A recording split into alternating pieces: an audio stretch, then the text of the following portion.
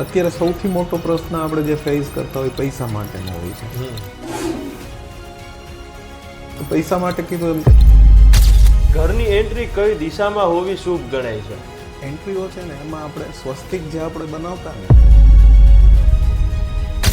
અત્યારનો સૌથી મોટો આધુનિક સમયનો પ્રશ્ન છે રિલેશનનો. અત્યારે છૂટાછેડાના ડિવોર્સના કેસ એટલા બધા વધી ગયા છે. તો ડિવોર્સના કેસમાં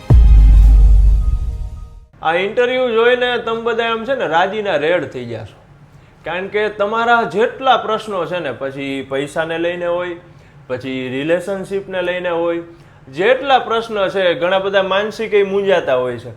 તો એ બધા પ્રશ્નોનું સોલ્યુશન આજે હું અવર રાજકોટના માધ્યમ દ્વારા લઈને આવ્યો છું.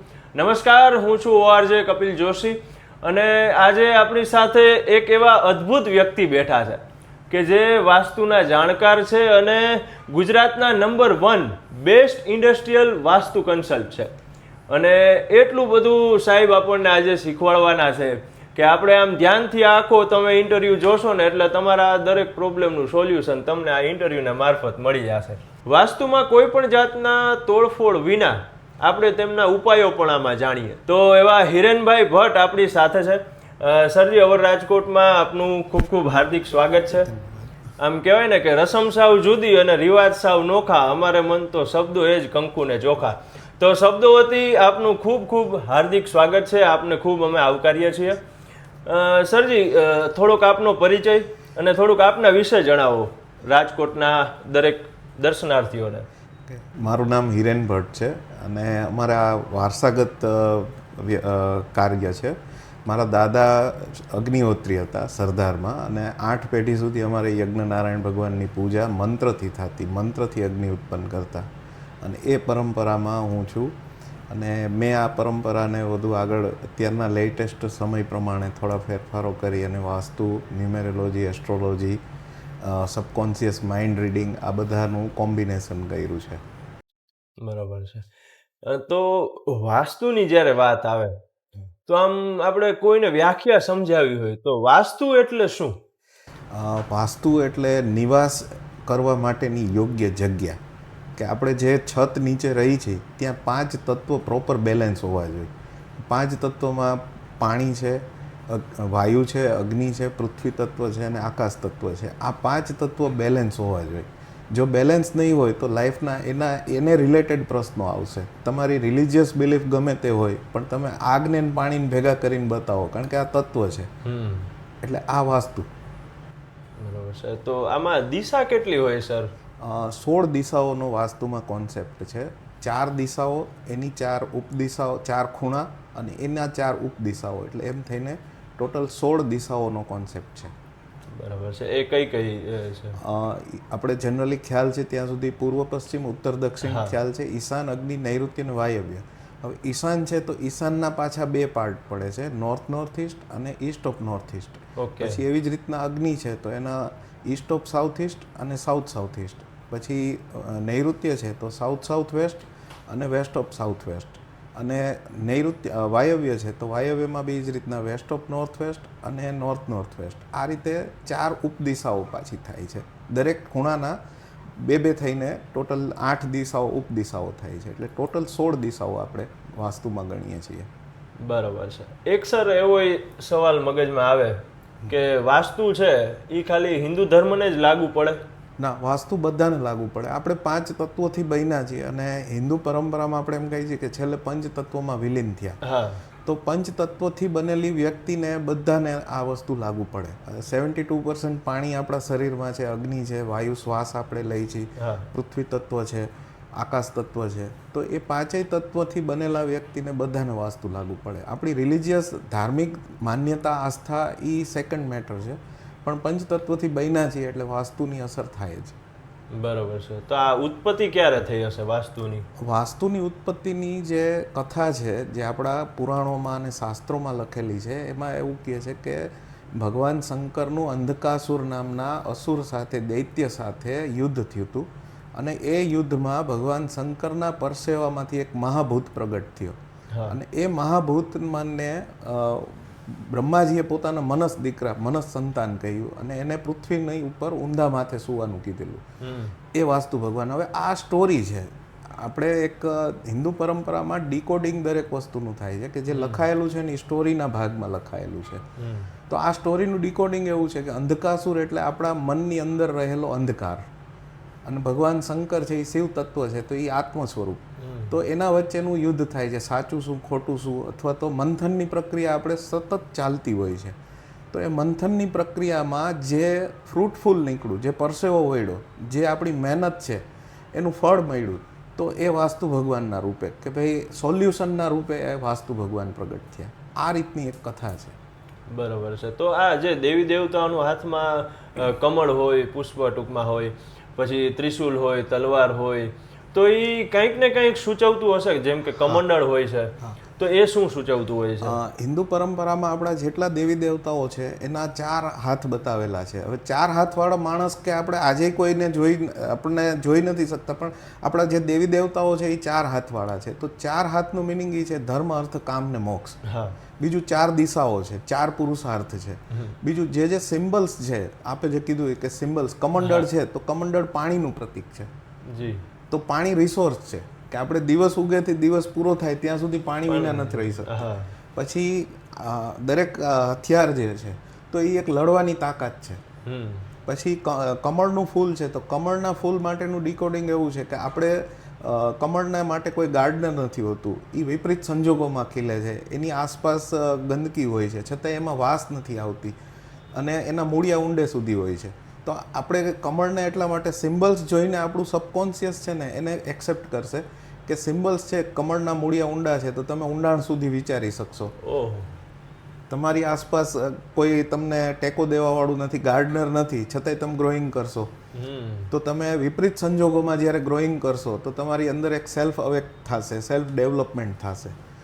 બીજું કે એમાં વાસ નથી આવતી, એટલે આસપાસના સર્કમટન્સીસ, સંજોગોથી તમે ક્યાંય ફસાઈ નહીં જાઓ. અને સૌથી મોટું કે વિપરીત સંજોગોમાં ડેવલપ તમે થશો તો તમારા અંદર દૈવત્વ જાગશે. એટલે આ સિમ્બલ્સથી આપણે સબકોન્શિયસલી આપણા સબકોન્શિયસમાં એ વસ્તુ ના પિક્ચર, સિમ્બલ્સ, એનાથી આપણે એક ક્રિએટ યુનિવર્સ કરતા હોય છીએ. બરાબર છે. તો આમ વાસ્તુની અસર શું હોય, એની અસર કેવી થાય? વાસ્તુની અસરમાં સૌથી મોટું કે ભાઈ આપણે પંચતત્વથી બન્યા છીએ, તો 5 તત્વોના જે પ્રોબ્લેમ ક્રિએટ આપણે જે લાઈફમાં ફેસ કરતા હોય, તો જનરલી હેલ્થ છે, વેલ્થ છે, રિલેશન છે અને સપોર્ટ સિસ્ટમ છે. તો આ 4 પ્રોબ્લેમને આપણે સૌથી વધુ રોજબરોજમાં ફેસ કરતા હોય. તો વાસ્તુની અસર હેલ્થ છે તો ઈશાન ખૂણો ડિસ્ટર્બ હશે, વેલ્થ છે તો અગ્નિ ડિસ્ટર્બ હશે, રિલેશન રિલેટેડ ઇસ્યુઝ આવે છે તો નૈઋત્ય ડિસ્ટર્બ થતું હોય, અને સપોર્ટ સિસ્ટમ ડેમેજ થતી હોય તો વાયવ્ય ખૂણો ડિસ્ટર્બ થતો હોય. બરાબર છે. ઓકે, એટલે એ ટૂંકમાં કોઈ ને કોઈ જે દિશા છે એ ક્યાંક ને ક્યાંક આપણે કંઈક જાણતા અજાણતા કંઈક ભૂલ કરતા હોય, જેના કારણે ઓલું થતું હોય છે, તકલીફ પડતી હોય છે. અને ત્યાં ડિસ્ટર્બન્સમાં બી શું હશે કે ઈશાન ખૂણો, માની લ્યો હેલ્થના પ્રોબ્લેમ છે તો કેન્સરથી લઈને પેરાલિસિસ છે, ખોટખાપણવાળું બાળક છે, આવા કોઈ પણ પ્રશ્નો જે મેજર આપણે રોગ કહી શકાય, તો એમાં ઈશાન ખૂણો જવાબદાર હોય છે કે ઈશાન ખૂણામાં ટોયલેટ હશે, કિચન હશે, અથવા લાલ કલર કરેલો હોય, અથવા એ ભાગ ઊંચો હોય, બીજા ભાગ કરતાં એ ભાગ સ્ટેપ અપ હોય, તો એના લીધે હેલ્થમાં મોટા ઇસ્યુઝ આવશે. જનરલી આપણે તમાકુ ખાવા કે સિગરેટ પીવાથી એમ કહે છે કેન્સર થાય છે, તો વર્લ્ડ વાઇડ જેન્ડર રેશિયોમાં જેન્ટ્સ કરતાં લેડીઝને ઓવરીન અને બ્રેસ્ટના કેન્સર થાય છે. જે ઓછું તમાકુ કે સિગારેટ નથી ખાતા પીતા, છતાં પણ આ કેન્સર થાય છે. અને કેન્સર થવામાં વાસ્તુના ગ્રંથોમાં ઉલ્લેખ છે, કર્કરોગના નામનો ઉલ્લેખ છે કે કર્કરોગ થાય, જો ઈશાન ખૂણો દૂષિત હોય તો કર્કરોગ થાય. બરાબર. પછી અગ્નિ ખૂણો છે તો આપણે રોજબરોજના જે આપણે મોટો પ્રશ્ન પૈસાનો રહેતો હોય, તો પૈસાના જે ફ્લો છે એ ડિસ્ટર્બ થતો હોય તો અગ્નિ ખૂણામાં કાં તો મિરર હોય, અથવા તો એ ભાગ ડાઉન હોય, ત્યાં પાણીનો અંડરગ્રાઉન્ડ બોર હોય, ટાંકો હોય, અથવા એ ભાગમાં બ્લુ કલર કરેલો હોય, આવું કંઈ પણ હોય તો એના લીધે પૈસાનો ફ્લો ડિસ્ટર્બ થતો હોય. પછી અત્યારનો સૌથી મોટો આધુનિક સમયનો પ્રશ્ન છે રિલેશનનો. અત્યારે છૂટાછેડાના ડિવોર્સના કેસ એટલા બધા વધી ગયા છે, તો ડિવોર્સના કેસમાં નૈઋત્ય ખૂણો સ્ટેબિલિટીનો છે, તો સ્ટેબિલિટી હલી જાય ક્યારે કે ત્યાં પાણી આવી જાય, એટલે ફિઝિકલ ફોર્મનું પાણી નહીં પણ જે કલર, પિક્ચર, સિમ્બલ્સના ફોર્મમાં પાણી આવી જાય. અથવા તો ત્યાં મિરર આવ્યો, બ્લુ બ્લેક કલર આવ્યો, અથવા એ ભાગ બોર પાણીનો અંડરગ્રાઉન્ડ હોય, પાણીનો ટાંકો હોય, અથવા ત્યાં ગ્રીનરી ઝાડપાન આવ્યા, એર એલિમેન્ટ આવ્યું, તો એ સ્ટેબિલિટી હલાવી દેશે. પછી ઘટના ગમે એ બને પણ એ રિલેશન તોડાવે. અને સપોર્ટ સિસ્ટમ છે તો સપોર્ટ સિસ્ટમમાં બી સેમ વસ્તુ કે ત્યાં ટોયલેટ આવી જતું હોય અથવા ગ્રીનરી આવી જતી હોય તો એને લીધે સપોર્ટ સિસ્ટમ ડેમેજ થાય. ઇવન સ્કિન છે એ પણ એક મોટી સપોર્ટ સિસ્ટમ છે. જો સ્કિન ખુલી જાય તો આપણે બેક્ટેરિયા, વાયરસ, જમ્સ આવજા ચાલુ થઈ જાય. તો વાયવ્ય ખૂણામાં બી સેમ ટોયલેટ આવી જતું હોય અથવા વાયવ્ય ખૂણોમાં પાણીનો ટાંકો કે એ ભાગ નીચો થઈ જતો હોય તો પણ આ પ્રશ્નો સર્જાતા હોય. અચ્છા, તો હવે સૌથી વધારે તો જે મહત્વનું કહી શકાય તો ઘરની એન્ટ્રીને લઈને ઘણા બધાને તકલીફ હોય છે. તો એ ઘરની એન્ટ્રી કઈ દિશામાં હોવી શુભ ગણાય છે? એન્ટ્રીઓ છે ને એમાં આપણે સ્વસ્તિક જે આપણે બનાવતા ને એ સ્વસ્તિકમાં પૂર્વ, પશ્ચિમ, ઉત્તર, દક્ષિણ તમે લખી નાખો અને જે દિશામાં આપણે ખાંચા પડતા હોય જ્યાંથી આપણે અંદર જઈ શકીએ સ્વસ્તિકમાં એ ભાગની એન્ટ્રીઓ આવે ને એ સારામાં સારી. ઓહો. અને જે ભાગમાં જે લીટી આવે છે એ ભાગની એન્ટ્રીઓ નેગેટિવ.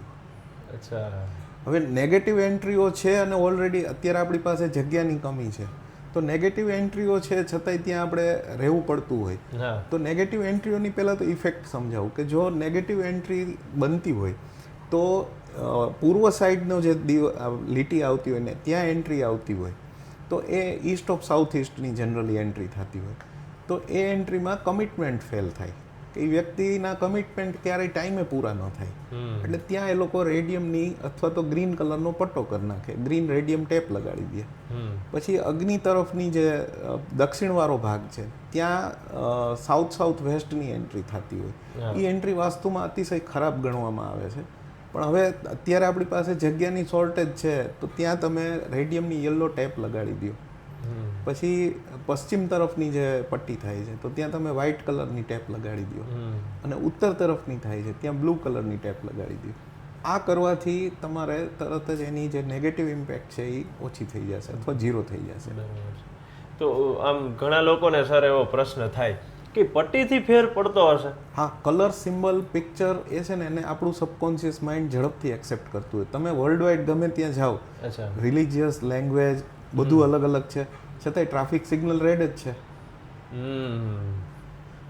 આખા વર્લ્ડે કોમન સ્વીકારેલું છે કે ફાયરનો કલર છે, આનાથી દૂર રહેવાય, આ પનિશમેન્ટ આપે. તો કલર છે ને એ પણ એટલી જ ઇફેક્ટ આપે. બરાબર છે. પછી ઓફિસ છે, દુકાન છે, શોરૂમ છે, તો એની એન્ટ્રી કઈ બાજુ હોવી જોઈએ? કે લોકોને અત્યારે પ્રશ્ન શું હોય કે નોકરી ઓછી કરવી છે પણ ધંધો જ કરવો છે બધાને, તો પછી દુકાન કરે છે પણ પછી એના હપ્તા ચડી જાય એટલે એમ દુઃખી થાય છે. તો એની એન્ટ્રી કઈ બાજુ હોવી જોઈએ કે જેથી ધંધો સતત ચાલે?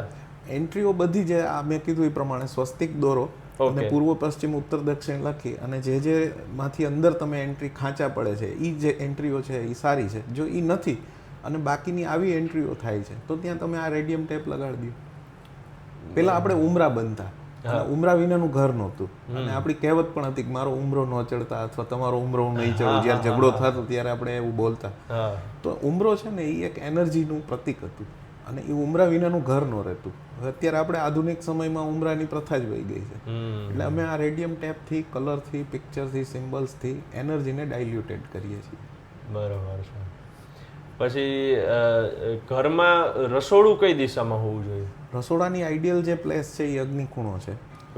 હવે અત્યારે અગ્નિમાં રસોડું નથી થતું તો અગ્નિના બદલે બીજે ક્યાંય છે તો એના પણ ઉપાયો છે કે ભાઈ અગ્નિને બેલેન્સ કરવા માટે એર એલિમેન્ટ અથવા પૃથ્વી તત્વને ત્યાં એડ કરવું. જો તમારું કિચન સેન્ટરથી નોર્થ વેસ્ટ તરફ આવે છે તો તમે કિચનના ગેસ બર્નર નીચે ગ્રીન કલરનો પથ્થર રાખી દો, માર્બલ રાખી દો.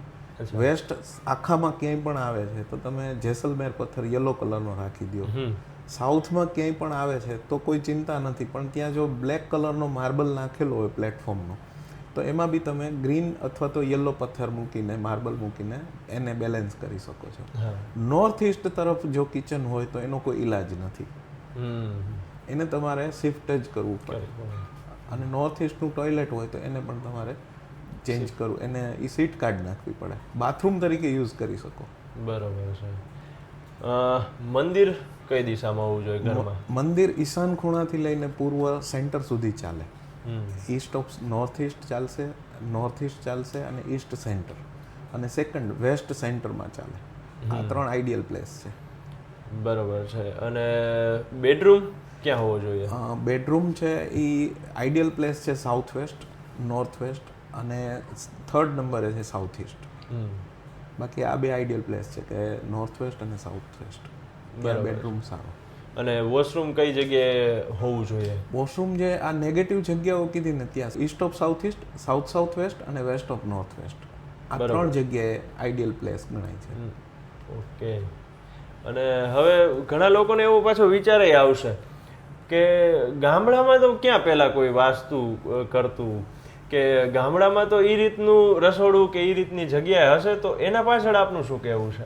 પહેલાં આપણા જે જૂના મકાન હતા એમાં એક ઓસરીએ 3 રૂમ 4 રૂમ રહેતા, બીજું ટોયલેટ અંદર ન રહેતું, અને ઘર ગમે એ દિશાનું હોય, બાય ડિફોલ્ટ આપણું જે કડિયા કામ કરવા વાળા લોકો હતા એમને બેઝિક વાસ્તુનું નોલેજ રહેતું, અને એ લોકો બાય ડિફોલ્ટ સાઉથ ઈસ્ટમાં અગ્નિ ખૂણામાં જ કિચન બનાવેલું હોય. અને સેકન્ડ કે જે લોકો સુથારી કામ કરતા એ લોકો ઉમરા વિનાનું ઘર ન બનાવતા, એટલે આ 2 વસ્તુ થઈ જતી. ને ટોયલેટ હતા નહીં, એટલે ટોયલેટ ઘરની બહાર જ રહેતા, તો ઘરમાં બેડ એનર્જી જે ડ્રેન આઉટ એનર્જી છે એ આવતી જ નહીં. એટલે વાસ્તુની ઇફેક્ટ જ એમાં પછી જરૂર ન રહી. વાહ. સબકોન્શિયસ માઇન્ડ, કે જે આપણે ટૂંકમાં ઘણા લોકો એવું કહેતા આપણે તો સાંભળીએ છીએ કે એ સબકોન્શિયસ માઇન્ડ, તમે જે વિચારો એ થઈ શકે તમારા સાથે, તો એ સબકોન્શિયસ માઇન્ડ આપણે જાગૃત કેવી રીતે કરી શકીએ?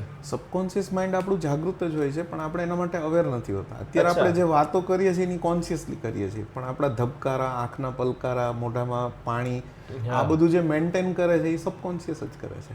તમે સ્કૂટર લઈને ગાડી લઈને જાઓ છો અને અચાનક કોઈ વચ્ચે ઉતરું, તમે જે ઇમિડિયેટ સેકન્ડના 10મા ભાગે જે બ્રેક મારી દો છો ત્યારે એ સબકોન્શિયસ એક્ટિવ હોય છે. અને સવારે આપણે જ્યારે જાગીએ છીએ ત્યારે આપણું સબકોન્શિયસ સૌથી હાઈએસ્ટ એક્ટિવ હોય, અને જ્યારે આપણે સુવા જાય ત્યારે આપણે નીંદમાં સ્વિચ ઓવર ઊંઘમાં થતા હોય ત્યારે સબકોન્શિયસ ફૂલ્લી એક્ટિવ હોય. ઓકે. તો સબકોન્શિયસ માઇન્ડની અસર જોવા માટે સિગ્નેચર એનાલિસિસ જોવું જરૂરી ખરા? હા, સિગ્નેચર એનાલિસિસ એટલા માટે કે આપણું સબકોન્શિયસ છે ને એ action, behaviour, writing, food habit એમાં રિફ્લેક્ટ થતું હોય. અને એક એનો નાનો એવો ઇન્સિડન્ટ કહું કે છત્રપતિ શિવાજી મહારાજ, હિન્દુ બાદશાહી જેમને સ્થાપના કરી, એમના લાઈફમાં એમની પાસે ભવાની તલવાર હતી, એમના ગુરુ સમર્થ સ્વામી રામદાસજી, છતાં એમને શરૂઆતમાં સફળતા જોઈ એવી નહોતી મળતી. નાનું એવું એક યુદ્ધ હારી ગયા અને એક ગામડામાં ગયા ને ત્યાં એક મોટી ઉંમરના માજીને ત્યાં વેશ પલટો કરીને શરણ લીધું હતું, અને માજીને કીધું કે મારે જમવું છે, એટલે માજી એક ખીચડી બનાવી દીધી, અને ખીચડી દીધી ભેગું એને ગરમ ખીચડીમાં વચ્ચે હાથ નાખ્યો ને એમનો હાથ દાજી ગયો. એટલે એમની એક્શન જોઈને માજી અનુભવી હતા કે તું શિવાજી જેવો લાગસ કે, તો કે માજી મારો હાથ દાજી ગયો એને શિવાજીને શું સંબંધ, કે શિવાજી આ જ ભૂલ કરે, દુશ્મનની વચ્ચે ઉતરી જાય ને પછી ભાગવું પડે છે. Action speak loud than word. તો કે હવે તમે આ પ્રોબ્લેમ આઈડેન્ટિફાય કરી દીધો તો આનું સોલ્યુશન કયો? તો માજી કહે છે કોરથી ખીચડી ખા, કોરની પહેલાં ઠંડી થઈ હોય.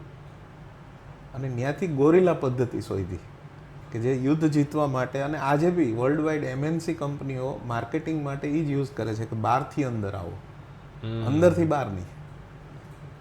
એટલે એ સબકોન્શિયસ માઇન્ડમાં જે લોકો સિગ્નેચરમાં પોતાની નામ લખતા હોય એમાં વચ્ચે ડોટ મૂકી દેતા હોય તો એ એક જગ્યાએ સેચ્યુરેટેડ પોઈન્ટે અટકી જશે.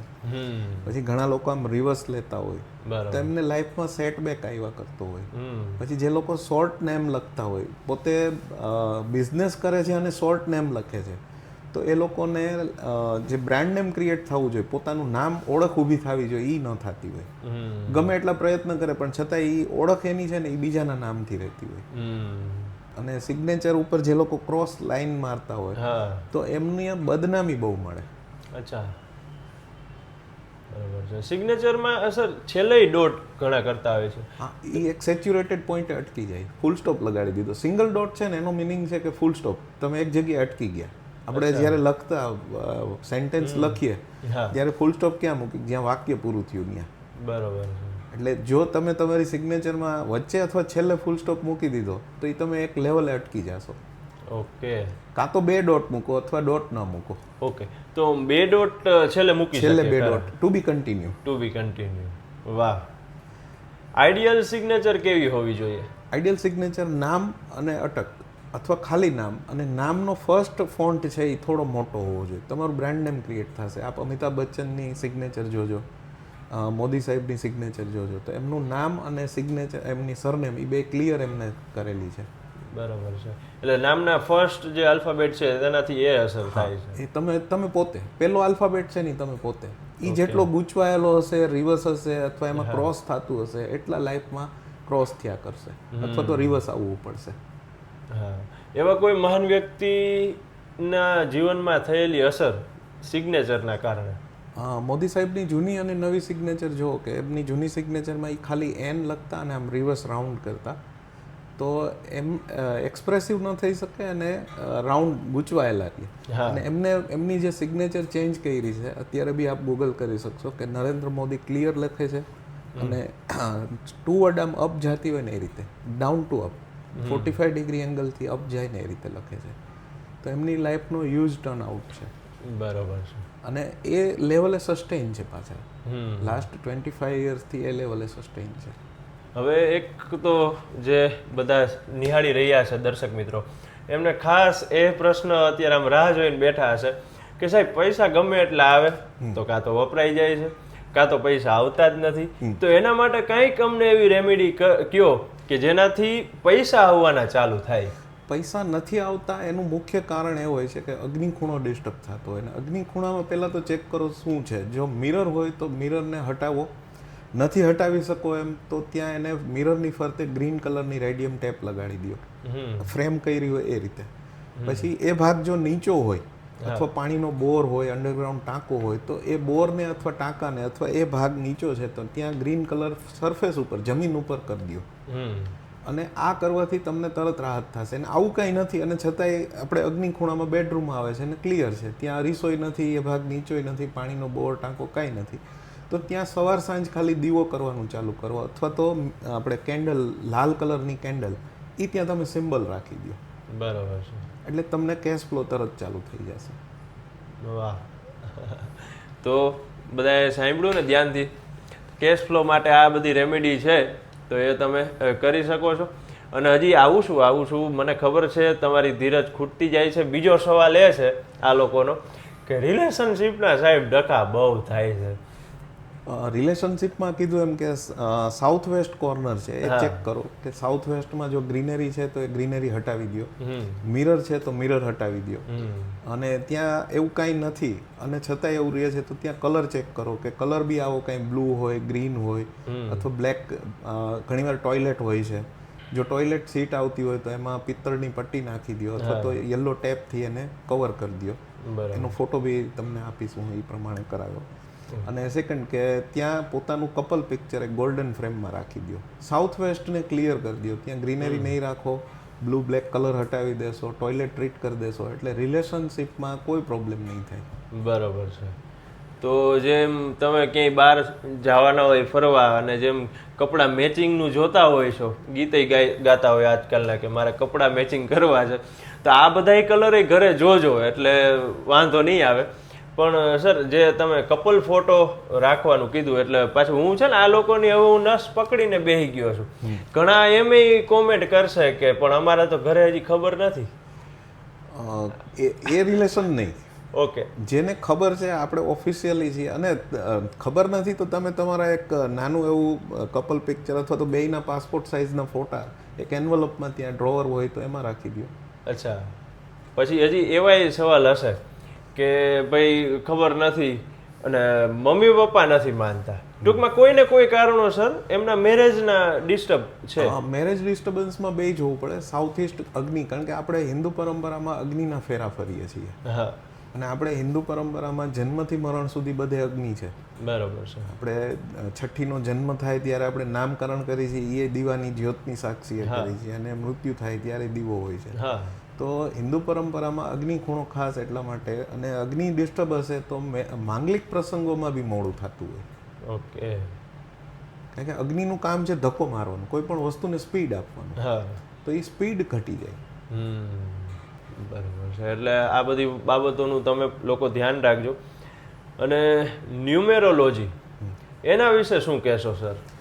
ન્યુમેરોલોજી એક નંબરિંગ છે, 1 થી 9 નંબર છે, અને 0નો અંક તો આપણે આર્યભટ્ટના બુકમાંથી આપણે ઉલ્લેખ આવેલો છે. તો નંબરિંગ માટે આપણે બહુ પહેલેથી કોન્શિયસ છીએ, અને દરેક નંબરને આપણે ગ્રહ સાથે બી જોડેલ છે. ઓકે. તો અત્યારની આપણી આઈડેન્ટિટી જે કહેવાય, જો તમે આધાર નંબર ગણતા હો, તમારો પાસપોર્ટ નંબર ગણતા હો, તમારો પાન કાર્ડ નંબર ગણતા હો, તો એ બધામાં નંબરિંગ આવવાનું છે. હા. તો એ બધા એક સિમ્બલ્સ આવવાના છે. આ 1 2 3 4 5 6 7 8 9 માંથી જ કંઈક ને કંઈક આવવાનું છે. પછી નંબર આગળ પાછળ થતા હોય. તો તમારી બર્થ ડેટ સાથે તમારું મકાનનું નંબર છે, તમારો મોબાઈલ નંબર છે, એ મેચ થવો જોઈએ. ઓકે. એટલે એ તમને સફળતા ઝડપથી આપશે. એક એલાઇનમેન્ટ છે કે ભાઈ આપણું બર્થ ડેટ છે એની સાથે આપણો મોબાઈલ નંબર કનેક્ટેડ છે એ નંબર સાથે, તો તમને સફળતા ઝડપીને સ્પીડથી આવશે. ઓકે. તો એક આપણે ઉદાહરણ તરીકે જોઈએ, મારો 29/4/2001 જન્મ તારીખ, તો એને આપણે કઈ રીતે? 29 નંબર થયો તો તમારો મૂલાંક 2 નંબર થયો. હા, બરાબર. 29 એટલે તો મૂલાંક જે ડ્રાઈવર અને કંડક્ટર નંબર કે અત્યારની લેટેસ્ટ ન્યુમેરલી ભાષામાં મૂલાંક ને ભાગ્યાંક જે આપણે પહેલા કહેતા એને અત્યારે ડ્રાઈવર કંડક્ટર નંબર કહે. અચ્છા. કે ડ્રાઇવિંગ જે છે તો મેઇન નંબર એના હાથમાં છે, કારણ કે ડ્રાઇવિંગ નંબર છે એ. હા. તો તમારો 2 નંબર છે એ મૂલાંક થયો, અને ભાગ્યાંક છે એ આખા નંબરનો ટોટલ થાય. તો 2 ને 1 3 ને 4 7 ને 2 9, એટલે ટોટલ 9 જ થયો તમારે. તો 9 નંબર છે એ તમારો ભાગ્યાંક થયો. તો તમારે લાઈફમાં 2 અને 9નું કોમ્બિનેશન જ તમને સારું રહે. મોબાઈલ નંબરનો એ ટોટલ કાં 2 થવો જોઈએ કાં 9 થવો જોઈએ, અને છેલ્લે જે મોબાઈલ નંબરમાં આંકડો આવે એ પણ આ નંબરમાંથી જ આવે એ રાખવાનો. છેલ્લો અંક છે ને એ મોબાઈલમાં મહત્વનો છે, ડિજિટલમાં. તો એ નંબરને તમે પસંદ કરો એટલે એનાથી તમને સફળતા મળે. બરાબર છે. વાહ. અને તો આ રીતે એમાં ટૂંકમાં ચેક કરવાનું હોય છે કે જન્મ તારીખ ઉપરથી આખું. 1 નંબર છે એ સૂર્યનો છે, 2 નંબર ચંદ્રનો છે, 3 નંબર ગુરુનો છે, 4 નંબર રાહુનો છે, 5 નંબર બુધ છે, 6 નંબર શુક્ર છે, 7 નંબર કેતુ છે, 8 નંબર શનિ છે, અને 9 નંબર મંગળ છે. આમાં ન્યુમેરોલોજી સાયન્સ છે ને એ આખું 5 નંબર ઉપર વધારે આધારિત છે, કારણ કે 5 ને એ લોકો ન્યુમેરોલોજીમાં એવું ગણવામાં આવે છે કે એની પહેલાંય 4 નંબર છે, એના પછી 4 નંબર છે, એટલે એ વચ્ચેનો બેલેન્સ નંબર છે. તો 5 નંબર એ સ્ટેબિલિટીનો છે. એટલે 5 નંબર વચ્ચે છે, એનાથી આગળ 4, એનાથી પાછળ 4. તો એ 5 નંબર જ્યાં બેલેન્સ હશે ને એ લોકોની લાઈફમાં બેલેન્સ વધારે હશે. જેમનો બર્થ ડેટ 5 આવતો હોય, 14 આવતો હોય કે 23 આવતો હોય, અથવા તો એનો ભાગ્યાંક 5 ટોટલ થતો હોય, તો એ લોકોની લાઈફમાં બેલેન્સ વધારે રહેતું હોય. બરોબર છે. અને એક સવાલ એ પણ હતો કે પંચતત્વ છે એ શું છે, એ કેવી રીતે કામ લાગે? પંચતત્વ જે છે એ એક એલિમેન્ટ બીજા એલિમેન્ટને પ્રોડ્યુસ કરે. દાખલા તરીકે હું જો એલિમેન્ટ થિયરીની જે સાયકલ ઓફ ક્રિએશન છે એની વાત કરું, તો આકાશમાંથી સ્પેસમાંથી પાણી આવે છે, વરસાદથી. પાણીનો સોર્સ બેઝ જ એ છે કે આકાશમાંથી વરસે છે, જમીન ઉપર આવે છે. તો આકાશે પાણીને બનાવ્યું. પાણી જમીન ઉપર આવ્યું તો એને જમીન પીવાની છે, અથવા તો ઝાડપાન પીવાના છે, ને એમાંથી ઘાસ અથવા તો ઝાડપાન ગ્રો કરવાના છે, ને એમાંથી ઓક્સિજન નીકળવાનું છે. તો પાણી ગ્રીનરી આવવાની એટલે એમાંથી ઓક્સિજન આવવાનું. તો પાણી એ ઓક્સિજન બનાવ્યું ઝાડપાન થકી. હવે ઝાડપાન જ્યારે સુકાઈ જાય છે તો એમાં લાકડું છે. તો લાકડાએ અગ્નિને બનાવ્યો, કારણ કે લાકડામાં અગ્નિ રહેલો છે. અને આપણે ભણતા ત્યારે એક પ્રયોગ 5મા 6ઠા ધોરણમાં કરાવવામાં આવતો કે મીણબત્તી અથવા તો દીવો કર્યો હોય અને એના ઉપર ફાનસનો ફોટો રાખી દે અને એની માથે કોઈ વસ્તુ રાખી દો તો એ દીવો બુજાઈ જતો, અને આપણને સાબિત કરાવતા કે ભાઈ હવા વિના આગ ન ટકે. અને આપણી કહેવત પણ છે કે આગને હવા દેવાનું કામ કરે છે. એટલે વધારે ફેલાય. અને આગને હવા ન મળે તો એ ફેલાય નહીં. તો હવા છે એ આગને બનાવે છે. અને આગ જ્યારે ઠંડી થઈ જાય છે ત્યારે એ રાખ એટલે ધૂળ સ્વરૂપ થઈ ગઈ, તો એ પૃથ્વી તત્વ થયું. અને પૃથ્વી તળિયું છે તો છત છે, જો તળિયું ન હોય ને તો છત ન હોય. એટલે સાયકલ ઓફ ક્રિએશન છે ને એ આ રીતે હાલવું જોઈએ. એટલે એક એલિમેન્ટ બીજા એલિમેન્ટને જ્યારે બનાવે છે ને ત્યારે એ મિત્ર છે, પણ એક એલિમેન્ટ બીજા એલિમેન્ટની સામે જશે ને તો એ દુશ્મન છે. દાખલા તરીકે આગ અને પાણી રહી જ નથી શકવાના સાથે. સ્ટેબિલિટી અને પાણી એ સાથે નથી રહી શકવાનું, કારણ કે સ્ટેબિલિટી સ્થિર છે, પાણી ફ્લો છે. આગ અને પાણી બે દુશ્મન છે. એવી રીતના જે દુશ્મન તત્વો છે જ્યાં ભેગા થઈ જશે ત્યાં લાઈફના એ જ પ્રશ્નો આવશે. તો સર એક પ્રશ્ન મને હજી એક થયો છે કે આટલા વર્ષથી તમે આ ફિલ્ડમાં વર્ક કરી રહ્યા છો, તો કોઈ એવો આમ કંઈ અઘરો કે આમ અલગ જ બનાવ જે બન્યો હોય તમારી સાથે, કે તમને એવું કંઈ સાવ નવીન જ જોયું હોય કે લે આ બધું આવું થયું અને એમાંથી કોઈ ફેમિલી છે એવા ટૂંકમાં હેરાન થયા હોય, એમાંથી તમે બહાર કાઢ્યા હોય, એ અનુભવ શેર આપને કરવો હોય? ઘણા બધા એવા કેસ બનેલા છે કે જેમાં મેં કામ કર્યું હોય ત્યારે કન્ડિશન આખી જુદી હોય અને ત્યાં પાંચેય તત્વો ડિસ્ટર્બ થતા હોય, ચારેય દિશાઓ, ચારેય ખૂણાઓ બધું ડિસ્ટર્બન્સ થતું હોય. એટલે હેલ્થના પ્રશ્નો હોય, વેલ્થના હોય, રિલેશનના હોય અને સપોર્ટ સિસ્ટમ કામ ન કરતી હોય. અને વાસ્તુ કર્યા પછી એ લોકોને વિધિન 1 વર્ષ, 2 વર્ષ, 3 વર્ષ પછી જગ્યાની ઉર્જા કેવી કામ કરે છે એના ઉપર તો એ લોકોને હ્યુજ સક્સેસ મળી હોય. અને એક સર સવાલ હજી મને મગજમાં આવે કે આકસ્મિક જે મૃત્યુ છે, અકસ્માતથી થયેલું જે મૃત્યુ છે, તે એમાં પણ વાસ્તુ જવાબદાર હોય છે ખરા? હા, વાસ્તુ એમાં જે લોકો માની લો એક બસમાં જાય છે અને 10, 12, 15 જણાનું દુઃખદ અવસાન થતું હોય અથવા તો કોઈ દુર્ઘટના જે મોટી થાય છે કે જેમાં 10, 15, 20 લોકો એકારે ડેથ એ જગ્યાએ સ્પોટ ઉપર થયા, તો એ બધાના ઘરે કોમન ફેક્ટર શું કામ? કારણ કે એ બધા અલગ અલગ જગ્યાએ રહે છે, એમના ઘર અલગ અલગ દિશાઓના રહેવાના, ઇન્ટિરિયર એ લોકોનું અલગ અલગ રહેવાનું. તો એમાં કોમન ફેક્ટર એક વસ્તુ કામ કરતી હોય કે એમની પૂજા એ અગ્નિ ખૂણામાં થતી હોય.